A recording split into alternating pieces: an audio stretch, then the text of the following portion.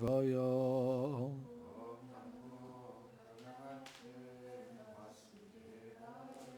Om Namo Bhagavate Vasudevaya.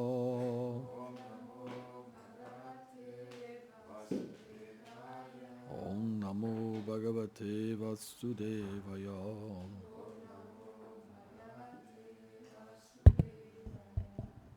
Manyatvam karam ichanam hanadim nidhanam vibhum samam charam tam sarvatra uttanam nyam mitam kalihi. Traduction. Je t'offre mes hommages, toi qui es le seul détenteur de la béatitude des âmes spirituelles. Je sais que tu es apparu comme le fils de Devaki, et tu es le Seigneur omniprésent qui est sans commencement et sans fin.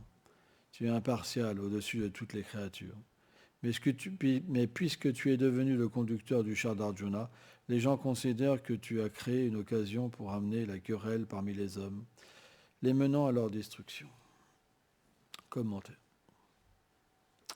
Ce verset décrit comment le Seigneur, sous la forme du temps, éternel, Kalam, détruit ceux qui offensent ses dévots. En effet, Krishna, en tant que l'âme suprême, connue sous le nom de Kala, est présent en chaque chose. Il est le témoin des actes bons et mauvais de tous les êtres vivants.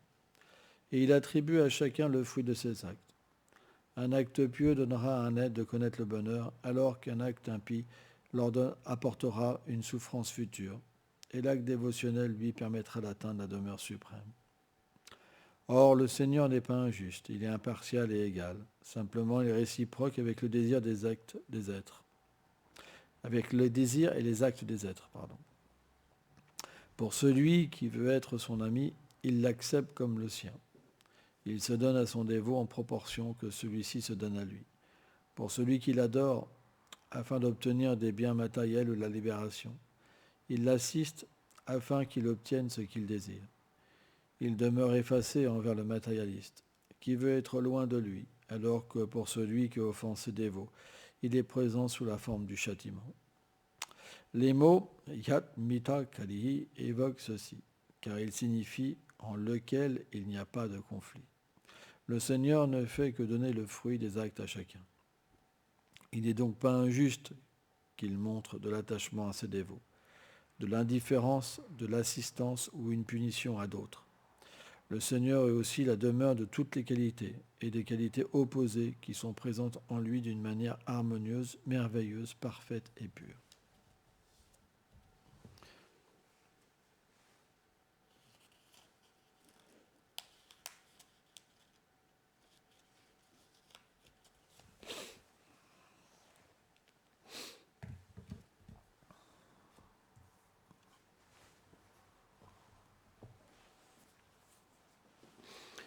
Om Aganatimirandasya Ganam Jalam Shalakaya Shakshuru Meditam Janata Ismai Shigulave Nama Nama Om Vishnu Padaya Krishna Pestaya Bhutale Shrimate Bhaktivedanta Swaminiti Namine Namaste Sarasvati Deve Kaulavani Prachadine Nilveshesha Sunyavadi Prachadishatarine Samoham Sarvabhuteshu Navedvisastina Priya. Krishna est ni partial, il est impartial envers tous les êtres.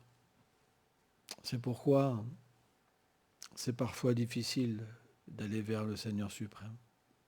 Parce qu'on aurait envie que même avec nos impuretés, il se montre à nous. Or, Yetabam Plapadante, il réciproque en fonction de notre désir. Ce que nous voyons aujourd'hui de Krishna, c'est ce qu'il y a dans notre cœur. Il n'y a pas d'injustice. C'est pourquoi l'association avec les dévots est primordiale. Parce que si on est seul, à un moment, si Krishna ne réciproque pas avec nous, on va se diriger vers quelque chose de différent. Et c'est logique. Parce que quelque part, si Krishna réciproque pas avec moi et que d'autres réciproquent avec moi, je vais choisir les gens qui vont réciproquer avec moi. En fait, c'est pas que Krishna réciproque pas. Mais dû à une mauvaise perception, une perception matérielle, on ne peut pas avoir son action. Quand le Seigneur nous permet de rester avec les dévots, c'est sa miséricorde. Parce qu'il agit dans notre cœur comme l'âme suprême. Et en tant que l'âme suprême, Srila Prabhupada explique que le Seigneur inspire son dévot. Srila Haridas Thakur, dans les Nam Chintamani, il va même jusqu'à dire qu'il influence Krishna quand même, son dévot, de toujours pouvoir progresser. Et là, Vishwanath Chakravarti Thakur et d'autres grands Vaishnavas qui ont commenté le Srimad Bhagavatam expliquent que, bien que le Seigneur soit neutre, si on est son dévot, alors, naturellement, il va montrer une faveur particulière à ses dévots. Et c'est quelque chose qui est logique. Prabhupada prend l'exemple d'un père. Un père, il est impartial envers ses enfants. Mais s'il y a un de ses enfants qui lui montre plus d'amour, alors il va naturellement le choyer particulièrement parce qu'il réciproque pas avec une préférence, mais avec l'amour. Vous comprenez ? De la même manière, le Seigneur, comme il réciproque avec l'amour de ses dévots, les gens qui sont dans l'ignorance pensent que le Seigneur est partial. Mais en fait, il ne fait que réciproquer avec l'amour. Vous comprenez ?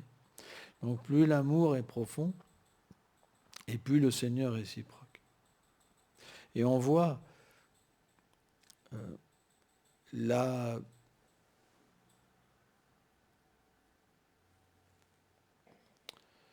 vision la plus parfaite de cet amour, elle est donnée à Vrindavan.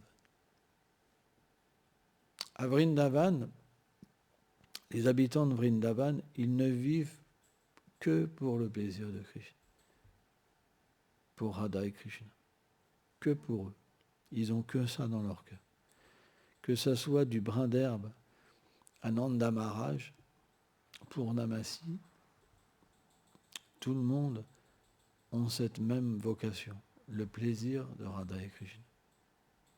Donc, naturellement, qu'est-ce qui se passe ? Comme Krishna réciproque, qu'est-ce que Krishna enlève ? Son opulence, sa divinité. Il devient un parmi les siens, puisqu'il est subjugué, il est complètement, comment on pourrait dire, contrôlé par l'amour. Quand quelqu'un devient contrôlé par l'amour, il devient comme un bébé, vous comprenez ? Sans puissance.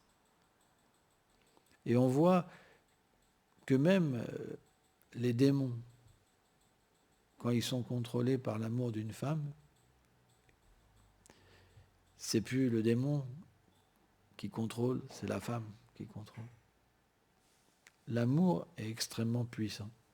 L'amour est tellement puissant qu'il peut conquérir le Seigneur lui-même. Bhaktivinoda Abhijanate, Krishna explique ça. Seul par l'amour, on peut me conquérir.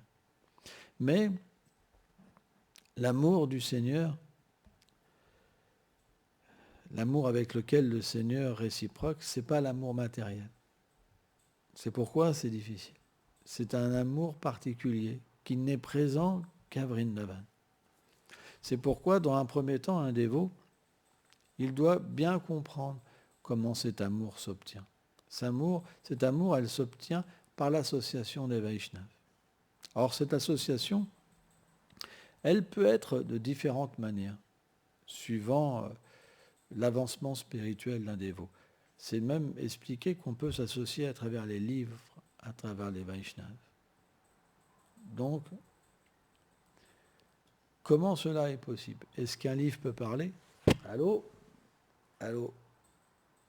Oh ! Vous comprenez ? Est-ce qu'un livre peut parler ? En fait, Krishna est dans le cœur. en tant qu'Antayami. Il peut tout transmettre. Il peut rendre l'impossible possible.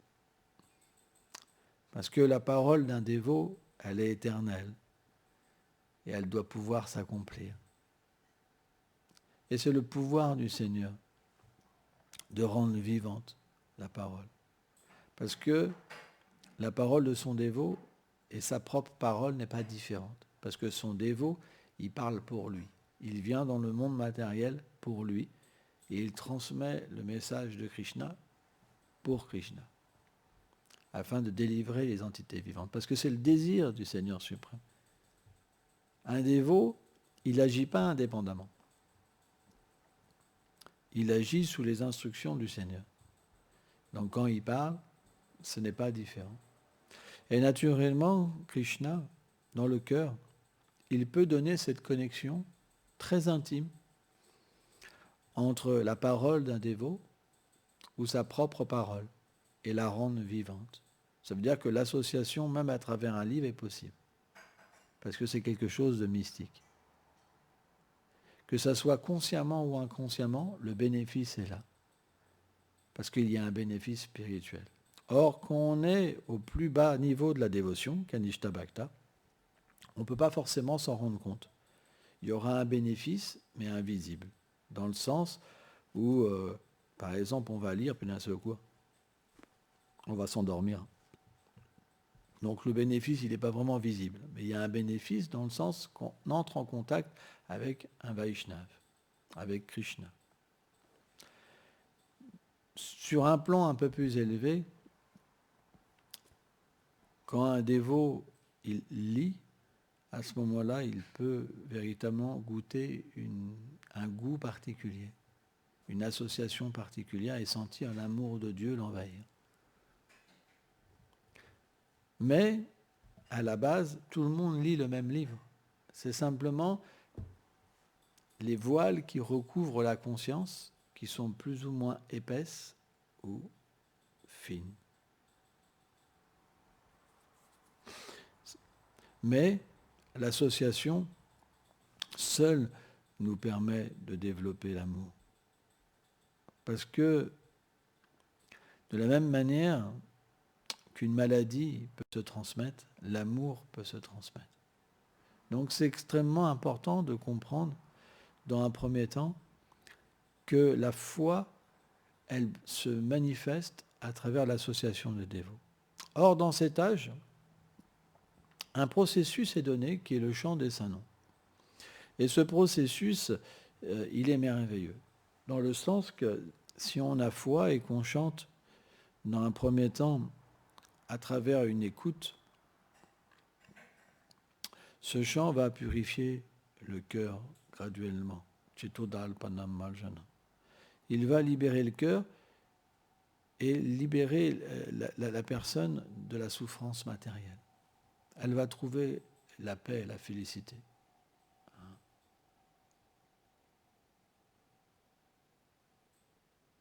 Elle va être dans la félicité. La félicité, c'est de pouvoir voir la vérité partout. C'est la vertu. Cette vertu qui se manifeste dans tous les sens, Krishna dit, elle donne la joie. Mais la vertu liée à la dévotion, elle donne aussi la perception de la vérité. Ça veut dire que ce qu'on va lire, étudier, on va percevoir l'action de l'écriture dans chaque chose. On va avoir la preuve. Par exemple, on dira, celui qui agit comme ça, il a telle chose. Ceci, cela, ceci, ceci. Vous comprenez ? Et on va pouvoir, à travers cette vertu, cette intelligence vertueuse qu'on acquiert par la bonne association et par l'étude des Écritures, on va pouvoir avoir cette vision spirituelle de réaliser que tout ce qu'il y a dans les livres, c'est la réalité. Parce qu'on va pouvoir en avoir, une aperçu dans notre vie véritablement. Et qu'est-ce que ça va faire ? Ça va faire qu'on va devenir fixé dans les Écritures et on va agir avec les Écritures. Vous comprenez ? Et la réaction qui va se produire dans cette action, c'est la félicité. Et comme Krishna explique dans la Bhagavad Gita, alors j'ai oublié le verset, il explique que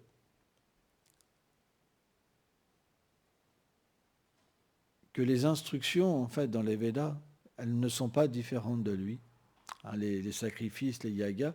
Et celui qui accomplit ce sacrifice, finalement, il entre directement en contact avec lui, parce qu'il est dans ses instructions Krishna. Donc à partir de là, on va, à travers l'action, cette vision en fait du Seigneur suprême, entrer en contact avec lui et graduellement développer un attachement à différents niveaux. C'est avec cet attachement que Krishna réciproque. Par exemple, un dévot qui voit Krishna à travers l'opulence, Paramatma, Krishna va le protéger, va le soutenir. Il va pouvoir s'abandonner. Vous comprenez? En fait, les principes du Sharanagati, ils vont se mettre en place parce qu'il aura véritablement la sensation d'un refuge. Vous comprenez? Donc, quand on a cette sensation de refuge à l'intérieur de nous-mêmes, qu'est-ce qui se passe? On n'a pas besoin de véritablement souffrir pour se maintenir. Vous comprenez? Et qu'est-ce que cette intelligence va nous donner? Comment Krishna va nous aider? Il va nous dire simplement, tu as du temps maintenant pour pratiquer. Tu as du temps maintenant pour développer ta relation avec moi. Et à partir de là, un dévot, il va sentir dans sa vie que c'est la chose la plus importante. Et quand il va chanter pour établir cette relation d'amour, pour qu'elle apparaisse. Ça veut dire qu'il va demander intensément à Krishna, à travers le chant, de lui révéler sa réalité et lui permettre de l'aimer. Et c'est là que le chant devient effectif. À partir de là, le chant commence à donner ses doux rayons. Parce que Krishna, il peut commencer à se révéler.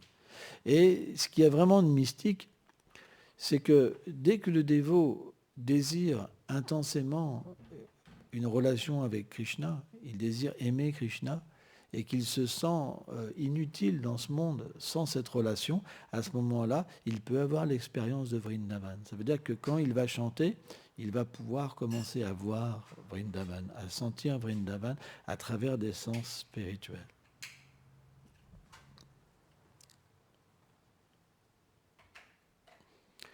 Et à ce niveau, l'expérience du goût, elle est extrêmement forte.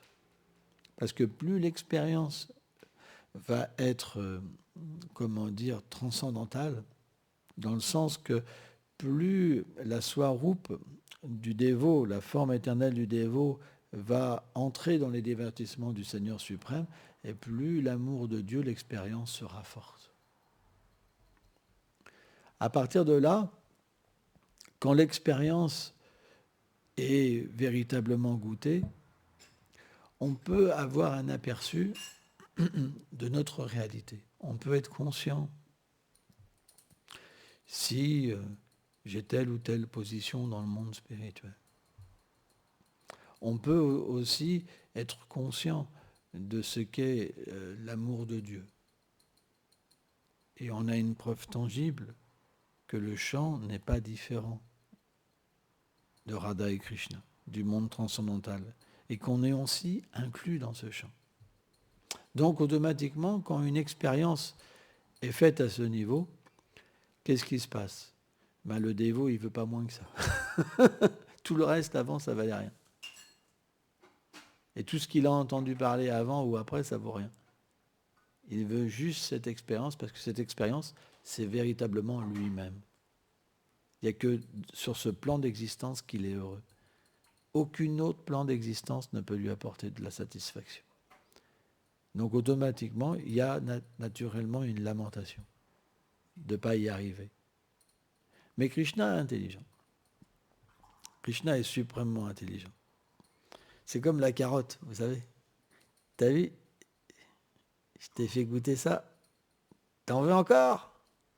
Tu veux revenir à ça? Dévot, il dit oui, oui, oui. Alors, il faut que tu accomplisses ça pour moi maintenant. Il n'y a que quand tu auras fait ça pour moi que tu pourras y retourner. C'est comme Krishna est comme ça. Alors, un dévot, il devient un prédicateur. Krishna lui dit maintenant, je veux que mes gloires soient répandues. Je veux que tu m'aides à libérer les êtres vivants. C'est comme ça que Krishna fait. Avant, quelqu'un n'est pas vraiment un prédicateur.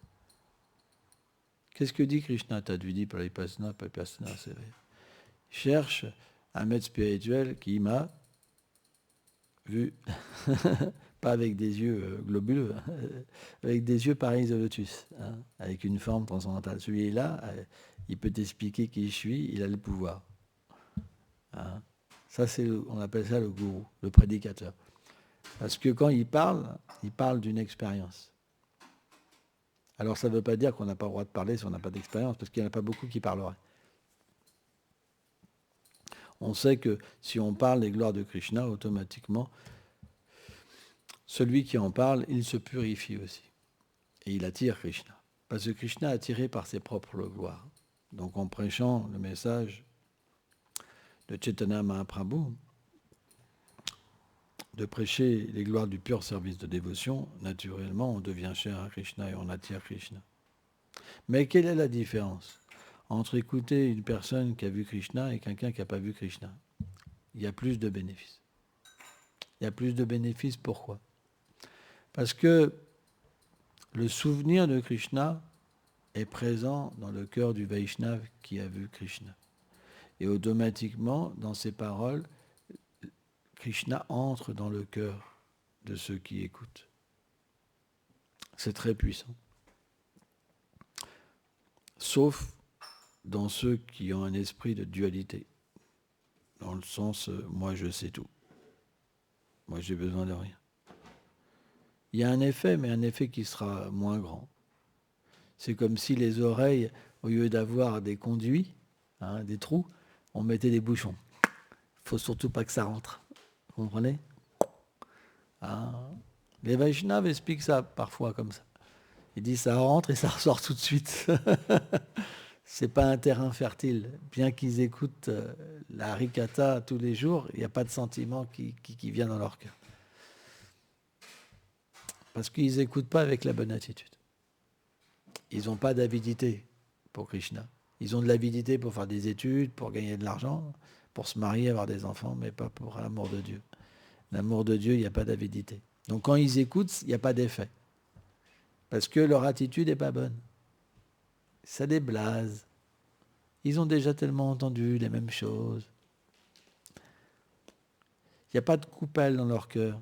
Il n'y a pas de bon récipient. Vous comprenez? Le récipient, il est mis à l'envers. Quand tu mets le liquide, ça coule. C'est impossible de retenir même une goutte. Donc à partir de là, de telles personnes qui n'ont pas une bonne attitude, elles peuvent rester 30 ans à écouter, il n'y a aucun effet.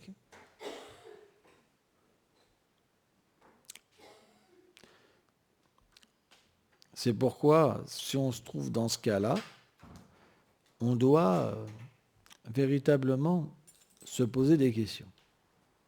Combien de temps je vais encore continuer comme ça? Quelle est la solution? Est-ce qu'il existe une solution? Le tambour. Il faut prier. On voit souvent, quand le maître spirituel donne des instructions, le disciple ne les suit pas. Je vois ici, je vois souvent. Parce qu'on est nous-mêmes le gourou. C'est nous le gourou. On a un gourou, ouais, bon. Tant qu'il ne nous respecte pas, tant qu'il ne nous reprend pas, ça va. Hein, on a même peur de le voir. Il y en a même qui ont peur. Si je le vois trop, ça va être dur. Mais pour traverser toutes ces épreuves, on doit prier, apprendre à prier. on doit avoir des prières personnelles. C'est très important. J'y arrive pas. Les déités sont là. Vous pensez qu'elles sont là pourquoi? Juste pour faire joli, hein? Elles sont là pour vous écouter, pour vous accompagner. Elles viennent du monde transcendantal, elles se manifestent pour rendre visible leur divertissement. Mais est-ce qu'on est qualifié pour entrer dans leur divertissement? Dans un premier temps, elles peuvent aussi entendre nos supplications. C'est pas qu'on veut un frigo, une machine à laver, mais on a besoin de régler notre problème. Or, en entendant parler des sadhus, on peut comprendre notre problème. Par exemple, quelqu'un qui écoute jamais les classes, qui n'a pas la bonne attitude, comment il peut parler de la bonne attitude quand il s'assoit pour donner une classe? On appelle ça une supercherie, quelque part. Vous comprenez? Mais celui qui a une bonne attitude, ou qui a eu quelquefois une bonne attitude, ça peut arriver des fois de temps en temps, il a le souvenir d'une bonne attitude, donc d'une bonne expérience, et automatiquement, quand il va parler de cette bonne expérience. Il dit, si on a une bonne attitude, automatiquement, quand on va écouter le Harikatha, Krishna Katha, les gloires du Seigneur, automatiquement, on va ressentir un bienfait. On va ressentir une expérience spirituelle qui est forte. Et quand on va en parler, on va parler aussi d'une manière pour que cette expérience vienne.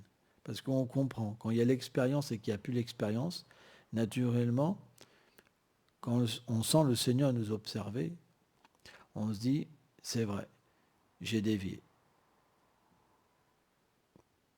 Parce que quand on expérimente et qu'on n'expérimente plus, on a cette intelligence. On sent le Seigneur nous observer. Parce que quand l'expérience est venue même qu'une fois, jamais plus Krishna ne s'éloigne de nous. Il est toujours là à nous accompagner pour qu'on atteigne le succès.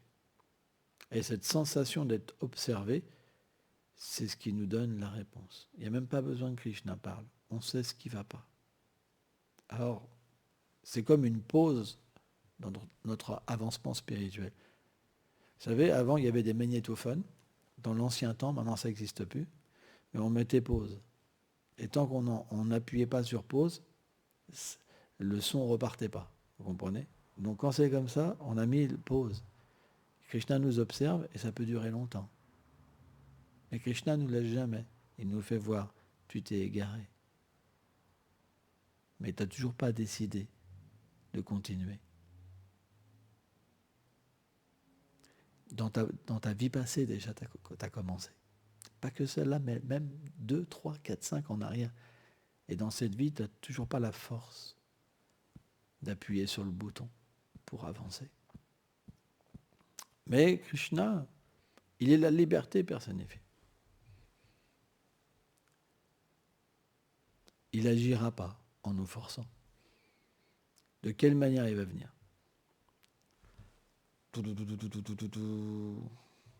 Les sadhus. Les sadhus, ils vont nous tirer l'oreille. Oh, toi là! Alors, dans combien de temps tu vas appuyer là sur le bouton pause pour repartir? Hein? Fripouille, rascal! Je t'ai à l'œil, je te vois, je vois ta manigance. Vous comprenez? Et qu'est-ce que va faire le dévot? Il va prier les déités. Oh déité, j'avais oublié que tu existais.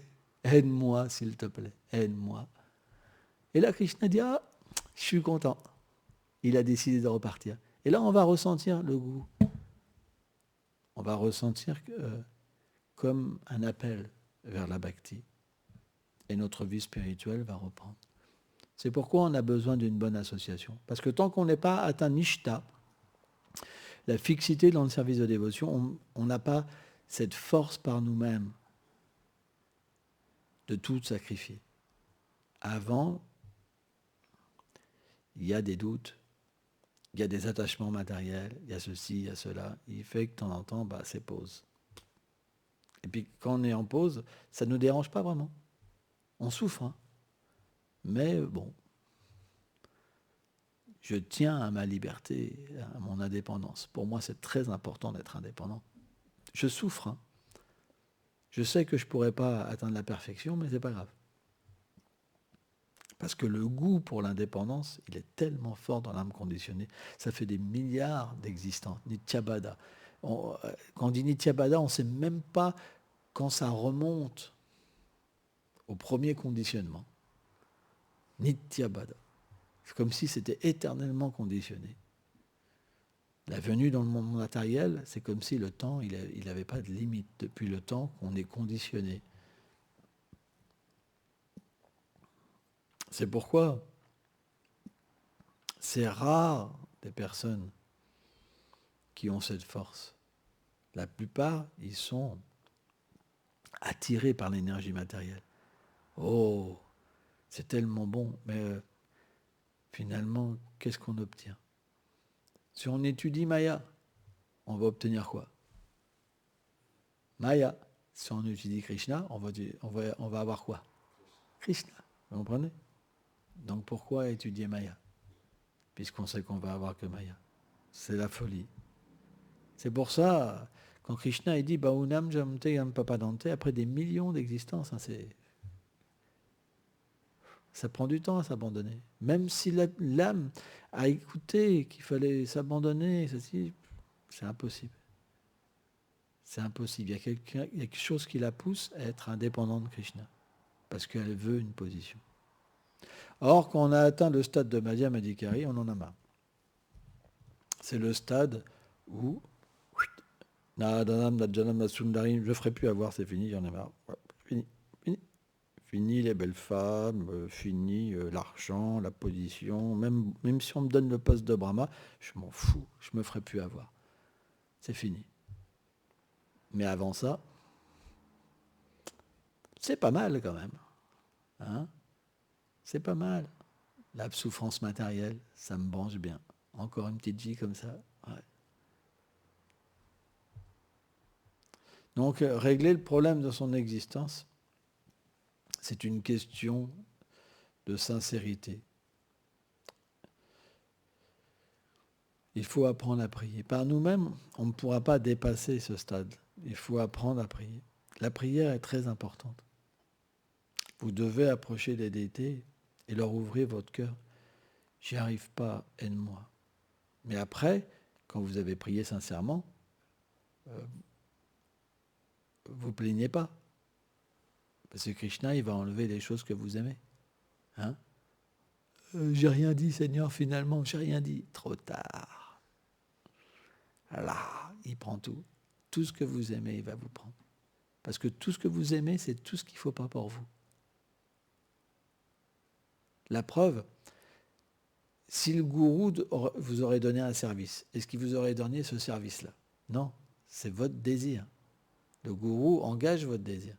Mais si le gourou, il vous aurait donné une activité, est-ce que ça aurait été cette activité-là? Si c'est celle-là, parfait. Ça veut dire que vous n'avez pas de désir matériel. Et sans ça, ça veut dire que vous avez des désirs matériels. C'est pas si simple. C'est rare des personnes qui peuvent tout abandonner. Ça veut dire que dans leur vie passée, ils ont déjà pratiqué à un haut niveau. Mais bon, ça ne veut pas dire que tout est gâché. Le gourou, il engage les choses. Et comme le maître spirituel accepte ce service, Krishna aussi l'accepte. Et bien sûr, un jour, chacun pourra obtenir le détachement et la dévotion. C'est qu'une question de temps. Il n'y a pas d'injustice. Krishna, il peut rendre le fer de l'or. Il peut tout transformer. Mais ça prend du temps. Mais bon, quelque part, nous sommes conscients de ça. Nous connaissons les Écritures. Ce n'est pas la faute de Krishna. C'est nous qui prenons la décision. Fortement. En se disant, non, moi je veux faire ça maintenant. Donc, on devra en subir les conséquences aussi. Vous comprenez? C'est nous qui décidons ça. Quand, par exemple, on décide d'être en colère, d'être rancunier, de faire ceci, de faire cela, c'est nous. On sait que dans les Écritures, on ne nous conseille pas de faire ça. Ça bloque l'avancement spirituel. Donc, parfois, on fait des choses qui sont défendues. Pourquoi on devrait être déconcerté par les réactions que ça engendre? Vous comprenez? Alors, bien sûr, les réactions viendront, mais on a le droit de demander pardon, on a le droit de rectifier, on a le droit de changer. Si on ne sentait pas les réactions de nos actes, ça veut dire qu'on serait puni par le Seigneur. Mais quand on sent qu'on a mal agi, ça veut dire que c'est lui qui est là, qui nous observe, et par cette observance, on ressent qu'on a mal agi. Vrai ou pas? À partir de là, on doit quand même avoir l'intelligence. On ne doit pas attendre qu'on soit sur le poteau électrique en train de griller. Je me repens, je me repens.